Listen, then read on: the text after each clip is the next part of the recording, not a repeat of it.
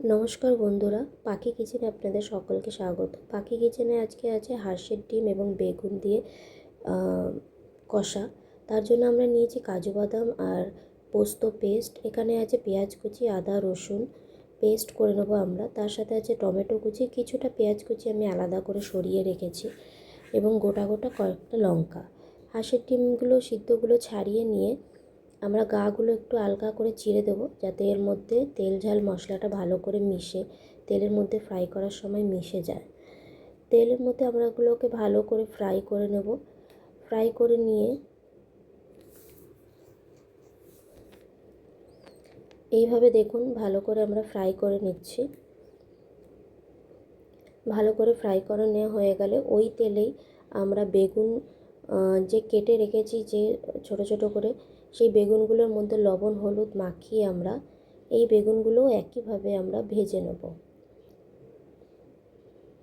বেগুনগুলোকে আমরা পুরোপুরি ভাজবো না কড়া করে, বেগুনগুলোকে আমরা হালকা করে ভাজবো, যাতে ঝোলের মধ্যে যখন বেগুনগুলো আমরা দেবো এই বেগুনের মধ্যে মশলাগুলো ঢুকে বেগুনের মধ্যে একটা জুসি ব্যাপার তৈরি হবে, যেটা আমাদের ভাত বা রুটি যার সাথেই খাই আমাদের খেতে একটা আলাদা স্বাদ লাগবে এবং বেগুনগুলোও খেতে সুন্দর লাগবে। দেখুন এইভাবে আমরা বেগুনগুলোকে ভেজে নিয়েছি। ওই তেলেই আমরা গোটা জিরে এবং গোটা গরম মশলা ফোড়ন দিয়ে পেঁয়াজ কুচিগুলো দেবো। পেঁয়াজ কুচিগুলো হালকা করে নেড়ে চেড়ে আদা রসুনের পেস্ট আমরা দিয়ে দেবো। আদা রসুনের পেস্টটা ভালো করে নেড়ে চেড়ে কষিয়ে নিয়ে তার মধ্যে দিয়ে দেবো টমেটো কুচিগুলো। টমেটো কুচিগুলো দেওয়ার পরে আমরা একটু লবণ দেবো যাতে টমেটোগুলো গলে যায়।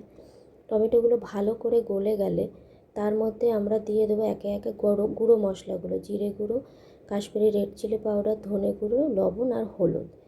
আর একটু সামান্য জল দিয়ে এই মশলাগুলো আমরা কষিয়ে নেব। কষিয়ে নেওয়ার পরে যতক্ষণ না তেল ছাড়ছে, তেল ছেড়ে গেলে এই মশলাটার মধ্যে আমরা ডিমগুলো, সিদ্ধ করে রাখা ডিমগুলোকে, ভেজে রাখা ডিমগুলোকে দিয়ে ভালো করে নেড়ে চেড়ে নেব। ভালো করে নেড়ে চেড়ে নিয়ে এর মধ্যে আমরা দিয়ে দেবো বেগুনগুলো, ভেজে রাখা বেগুনগুলোকে ভালো করে মশলার সাথে মিশিয়ে নেড়ে চেড়ে নেব, যাতে মশলাগুলো ভালো ঢুকে যায় বেগুন আর ডিমের মধ্যে। তারপরে এর মধ্যে দিয়ে দেবো পরিমাণ মতো জল। জলগুলো দিয়ে ভালো করে আমরা জলটাকে ফোটাবো।